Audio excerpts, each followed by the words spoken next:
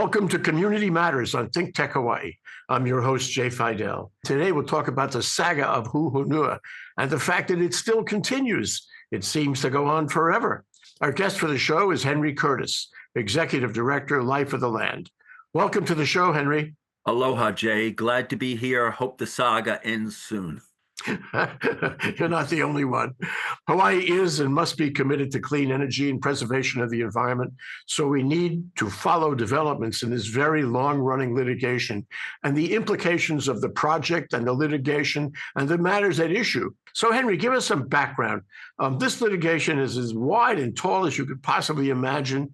There are pension plans that are being built on the basis of the legal services rendered. I wonder if you can give us the background of the case. Hu Honua was formed in 2008 with the idea of clear-cutting Big Island forests and burning the wood to produce electricity at a very high cost with great greenhouse gas emissions. The power purchase agreement with HELCO was applied at the PUC in 2012, and the groups that intervened were Tahiri Power, which operates the South Point Wind Farm, and Life of the Land. But Hu Honua did not intervene, which is really interesting. In 2013, the PUC, the Public Utilities Commission, approved the power purchase agreement, and Hu Honua had certain milestones that they had to meet, but they ran into internal labor disputes, financing problems, problems with construction contractors, and they missed a number of milestones. Hawaiian Electric then said, well, you've been missing milestones and you have no indication that you'll be able to meet the milestones in the future, so we're terminating the contract.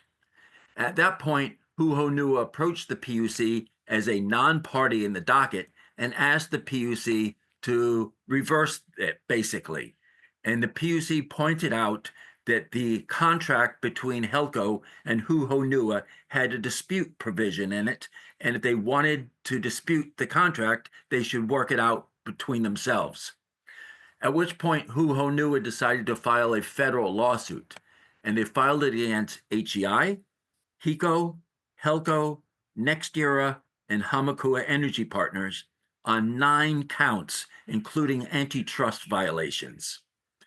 Well, the upshot of all of that was that HECO and Hu Honua worked out a new contract and agreed to put the federal stuff on hold pending resolution of the new stuff. So they filed a new power purchase agreement with the PUC. The PUC approved it, Life of Land appealed, the Supreme Court upheld our appeal. 4 Hawaii Supreme Court decisions later, the new proposal is dead. So the federal lawsuit on hold has been revived. And it's funny because now, just recently, the federal judge overseeing this massive federal suit, Judge Seabright, agreed to HECO's provision that all federal issues are null and void and it should revert to the state. But HECO said on the way out, since you've been overseeing this for so long, even though you no longer have jurisdiction for the case, why don't you maintain jurisdiction for the arbitration to determine the monetary damage? To which the judge scratched his head and said, that's like unbelievable argument. So now Hu Honua has 3 months to file a new filing in state court where there's only one party that they're filing against, HELCO. So it will be Hu Honua versus HELCO, and whether HELCO should pay Hu Honua arbitration money or money for basically Hu Honua's building of a plant they can't use.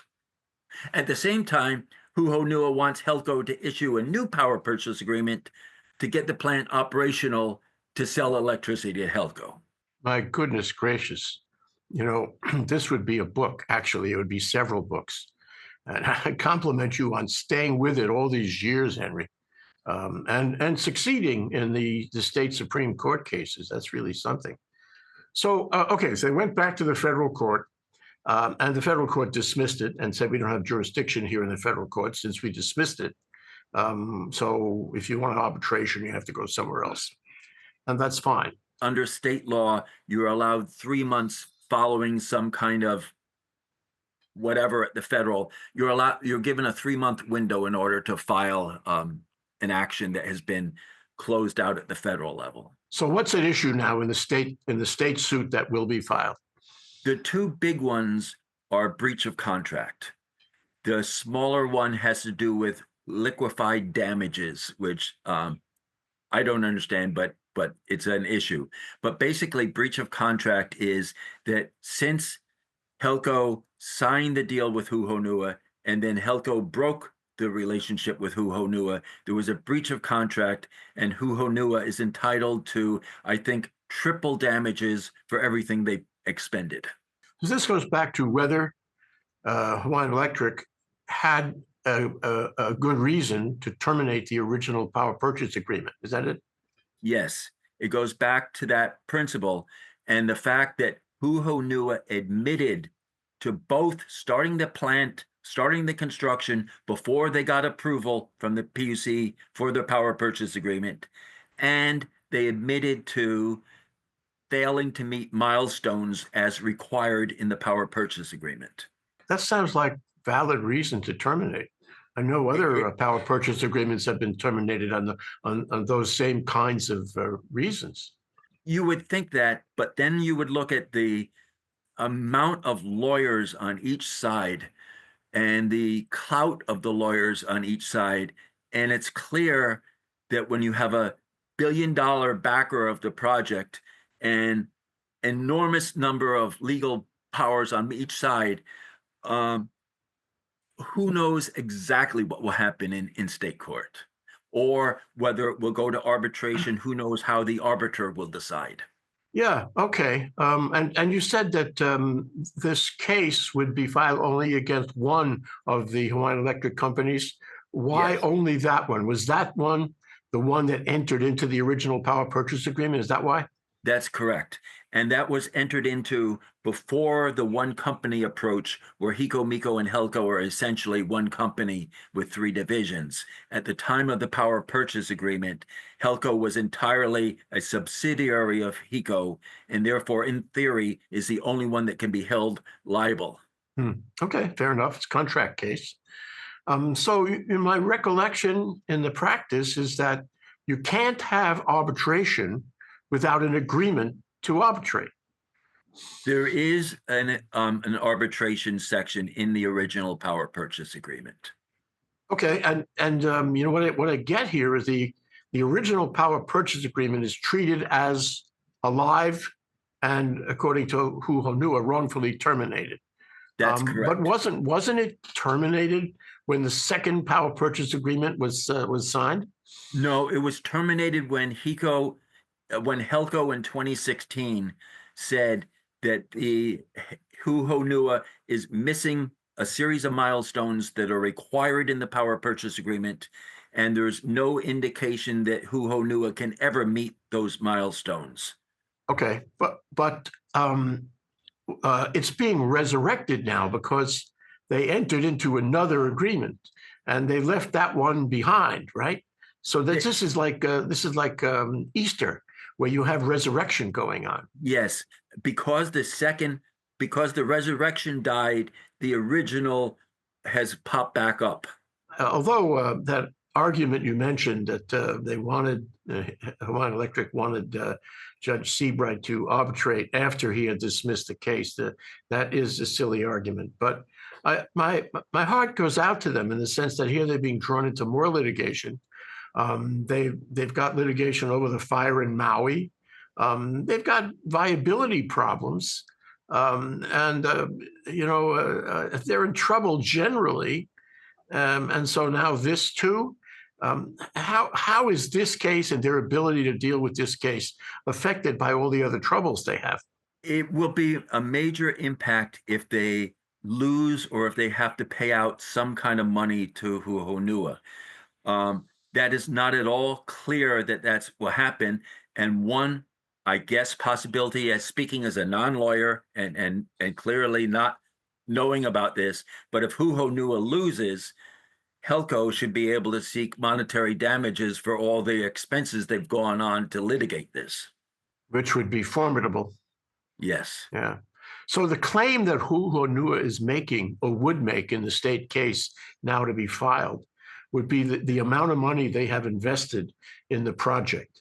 And you mentioned it was many tens of millions. How much is it? They claim it's 500 million, and they claim, I think, that they're entitled to triple damages. I've seen that in some of the filings.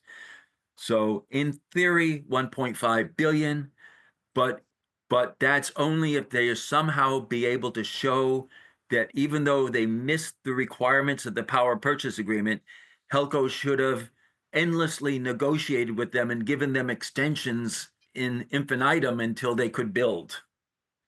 Hmm. Yeah, I know there were so many delays. From an environmental point of view, from the point of view of life of the land, what is your view of this case now to be filed? Will you participate? What position? And if you can't tell me, I'll understand. What position would you take in that case? We can't take a position in the arbitration because it's purely a contract between Helco and Hu Honua. But if coming out of it, the resolution is that Hu Honua gets to have a third crack at the apple with a new power purchase agreement filed as part of a settlement, then we would intervene in the PUC and fight the issues all over again. Yeah, same issues that existed at the time you first got involved in this. It's an environmental question. It's an environmental policy question for the state of Hawaii. Can you talk about that? You know, what is your position? What is their position on whether this is a viable, appropriate project for the state of Hawaii? Well, one of the issues, and this enters a thorny area, is that some advocates say that you can power the grid entirely with wind, solar, and batteries. A lot of experts disagree with that, that there'll be certain periods that might be a few hours to a few days long where you need some form of renewable firm power. That can be biofuels, it can be biomass, it can be hydrogen, it can be geothermal, but some form of firm renewables are needed. Life of Land adheres to that position. So it's not that we oppose firm power, but we think that this proposal, this type of firm power, is absolutely the wrong one to turn to. And let me ask you this: we live in an environment, a strange time in terms of environment, in terms of clean energy, in terms of the law, and the role of the federal government. And it seems to me that the federal government now, under Trump, is not interested in working on climate change, and not interested in working on the environment, not interested in working on clean energy. And this kind of policy is, being introduced in many ways, in many places, many institutions, many laws and regulations, many agencies. It's really amazing how it has proliferated only in the past 2 months. And my question to you is, do you see that as a problem in advancing your clean energy position? Is the world and the law and call it the environment changing because of what Trump is doing in his positions that might have an effect on this case? Let me answer that in two ways. First, Hawaiian Electric said during Trump 1, the first presidency, that they lost money on renewable energy projects, but they gained money because the Trump 1 supported the military, so it was a wash. In the second round, Trump seems to be going after everybody in sight. And since Hawaii is somewhat democratic, would be an easy target. We are the party in the Public Utilities Commission reviewing HECO's wildfire mitigation plan. And this proceeding has a greater scope of issues than in any proceeding in the history of the PUC. So we're looking at a broadly how Hawaiian Electric would deal with all hazards and all threats going forward. And so it should look at how we're going to move towards a renewable future, mindful that we have to harden the grid to withstand all kinds of threats like climate change coming at us. Yeah, well, we can hear it. It's right out there. Climate change is right out there. I can hear the extreme weather coming at us right now. And so what you're talking about, in my view anyway, is it's an emergent situation. We have to act on this right now. We have to harden the grid, take whatever steps are possible to save the state from climate change, extreme weather, and other changes. Is it just the PUC or is it the legislature? Who is dealing with these issues? Because I think there's a relationship between this power purchase agreement, this project, and that threat. Yes, and one of the issues is Hawaiian Electric, like most utilities, borrows money, builds projects, and then uses ratepayer funds to pay back the project. Now, the worse credit situation they're in, the higher the interest rate they have to borrow, and the greater the impact to future ratepayers. So the legislature has been debating bills back and forth about whether securitization and other things will simply be benefits to the utility, or whether they will actually increase credit ratings, which will drive down interest rates that will then make it cheaper to borrow money to fight all this, to build all the infrastructure needed to protect us from what's coming. And so the legislature has been sort of a battleground where there are very few parties actually presenting the information, and there's a lot of speculation and questioning about whether the credit rating will actually go up or not. If, for example, if you set up $1 billion fund financed by ratepayers, that is, I think the legislature has killed that this session. But would that have had any impact on the interest rates and the credit rates? And the legislature did not see enough evidence to support that. So yeah, it's all tied together: the health of the utility, the credit ratings, the climate change, the hazards, how to harden the system, and how to do it at the state level when the federal government is pulling out. Yeah, wow, complicated. And Yes. here we are, in 2025, where it's probable that we'll see some extreme weather in the next year. That's just my guess. I'm no meteorologist, but I see it coming.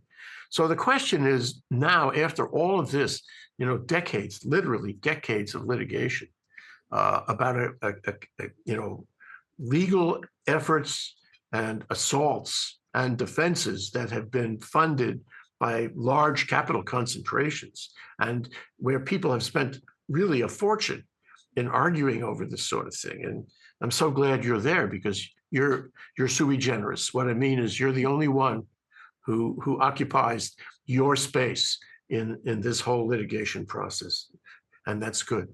But the question I put to you is, what have we learned? And I'll break that down.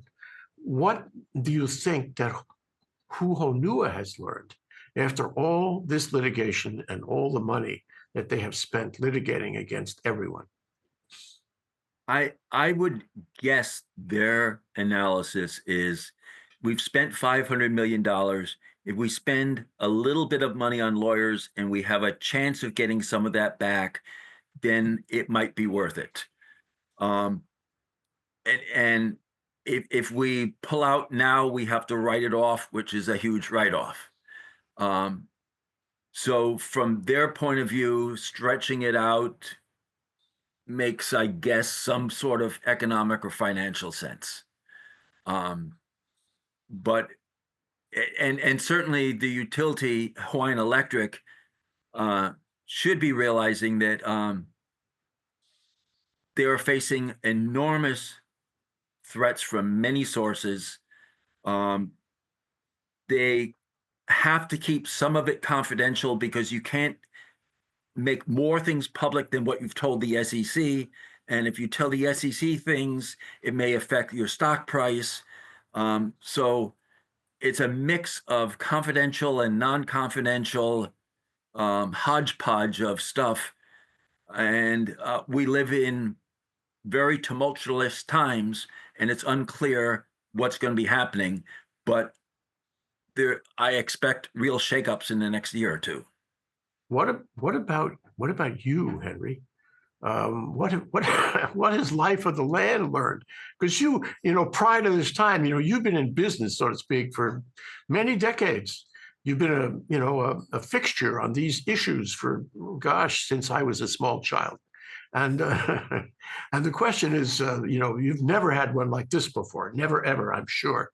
Not in terms of the breadth and depth of the issues and the breadth and depth of the litigation, which keeps on going and going. And so my question is, what have you learned? What has Life of the Land learned? We would really hope that there would be people who would step up and join at sort of get in on the ground level and charge forward to cover these areas, because we're not going to be around forever.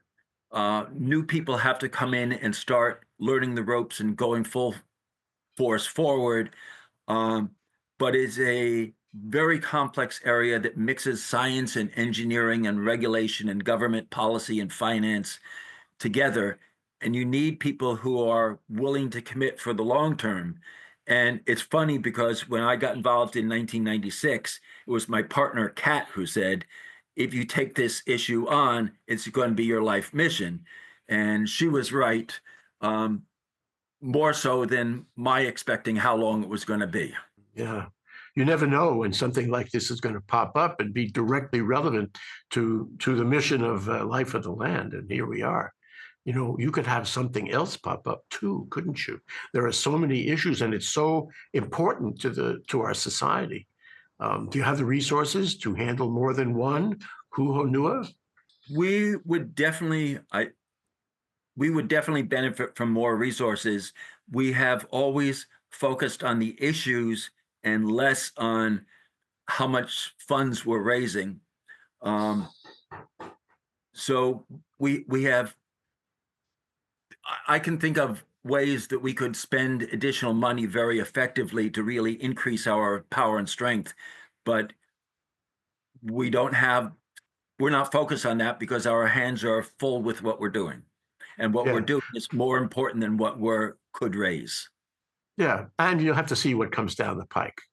It has not emerged just yet. So I want to talk about the public, and because your support and the public policy enunciated and adopted and legislated by the legislature, and for that matter, the courts. We live in a soup of public opinion. And my question to you is, does the public understand what is going on here? Do they understand clean energy and how it is related to the future of the state? And clear cutting and cutting down trees and burning trees, which is, to me, quite objectionable. Do they understand that? Do they understand enough about what's going on to weigh in and to provide valuable input to their legislators and the media? I think the answer to that is yes, that there are enough activists and enough people concerned about environment, about clean energy, about climate change, about the need to address the issues in the media and at the legislature. I think what is lacking is the people who understand the regulatory process, understand how the grid operates, understands what reliability and resilience mean, and what utility financial structures are. And therefore they're more at the front end pushing regulators to do the right thing, but not at the regulation to ensure that the right things are then adopted by regulators. Here's a tough one. What changes does all of this suggest, either in the law or the regulation, or in the contract practice by Hawaiian Electric for power purchase agreements going forward? If looking back down the road, or even looking forward to the road ahead, what changes would you like to see in the law, the regulation, the practice in the PUC, and the practice in power purchase agreement drafting? I would like to see two really significant changes. First, California has a process called intervenor funding, which says if you are a group and you intervene in a proceeding and you save ratepayers a lot of money, you can get some of that back to compensate your involvement in the proceeding. Hawaii says you saved ratepayers a lot of money. What you paid to argue the case comes out of your own pocket. So there's no incentive. The second is the Public Utilities Commission puts some of their dockets on fast track, some on medium track, and some on slow track. and there's no public discussion about what is on what track. And therefore, it's really hard to plan for the future when the PUC knows where they're going, and when the utility has enough social relationships with key people, staff members of the PUC, that they have a sense of where it's going. But interveners are sort of like, we don't know what's coming. Would you reorganize Hawaiian Electric in any way to deal with this kind of new world? I would not. I realize that a lot of people think that it should become a co-op, but can't figure out how it would become a co-op. That a lot of people think that a co-op will be more productive, but can't really explain why, except from a very 10,000-foot level. Or say that the current leadership of the utility is wrong, but not identify how to change it. I think that the utility is the entity that is there, and unless someone is able to come up with a better model, it's the entity that we have and the one that we have to deal with. And that's not to say that we agree with a lot of what they do. We agree sometimes, we disagree with other times. Heck, I agree with my partner a lot. Occasionally we disagree. That's human nature. But I know a lot of people are dissatisfied with the utility, but we have not seen any concrete proposal about how you would address the issue. We started out talking about, clean energy and your mission and life of the land and so forth. And I remember my own experience back in the day of the Hawaii Energy Policy Forum and all, learning about the four corners of that effort around the state. I want to ask you to give us a snapshot of how it is doing now, say from the beginning of the Hawaii Energy Policy Forum, which would have been in the early aught years, till now. How are we doing, Henry? Hawaii Energy Policy Forum was formed when Life of the Land, the Outdoor Circle, and Malama o Manoa won the 30-year battle, ended the 30-year battle for the Wa'ahila Ridge transmission line. So 2002. For the early years, the forum banned any intervention or participation by anybody who had ever opposed the utility. So it was an insider group among insiders. It has been recently reformed through the Hawaii Natural Energy Institute at UH Manoa. A new steering committee has been created. I'm on the new steering committee. We're helping the HNEI to figure out which projects they should be researching and planning for, what contracts should be issued, and how to move Hawaii towards a more sustainable future. Are we going to make the goals we set before? That is a real question mark. In order to reach net zero greenhouse gas emissions, we have to take on aviation. We absolutely have to, because that accounts for a growing share, a very big share. Globally, aviation counts for 2 to 4% of emissions. In Hawaii, depending on which system you use, it's between 30 and 60% of emissions. So if we don't take that on, then we have a problem. That is why Life of the Land supports research on alternatives, on sustainable aviation fuel, which is not a long-term solution, but may get us part of the way. We need to begin addressing and looking at it thoroughly, more so than other places. So we're almost out of time, Henry, and I want to ask you if there's anything you want to impart to our viewing audience. When I first was at the legislature trying to understand how the legislature worked, I sat in the back row of a committee I wasn't interested in and watched all the interplay of everybody in the room. The danger is you become interested in things you had no interest in, but the benefit is you learn the process. We need people to do that at the Public Utilities Commission, to be basically wallpaper in the beginning, to learn the process, learn the players, learn the connections, so that they can then step up to the plate in future years. It just reminds me of something we used to say when I practiced in real estate. Real estate, the law of real estate, it's not about land. It's about relationships. And I suggest to you, Henry, that what you're really saying is energy, clean energy, is not so much about energy as it is about relationships. It's relationships, it's who you know, it's how credible your positions are, it's building connections. Together we can move forward. Apart we will rip apart. Sounds like something out of Ben Franklin. We hang together or separately. Yes. Thank you so much to our guest, Hednry Curtis, Executive Director, Life of the Land. I'm Jay Fidell, host of Community Matters. We've been discussing the saga of the Hu Honua litigation. Thank you so much to our viewers for watching. We'll see you again soon for the next one. Aloha. Aloha.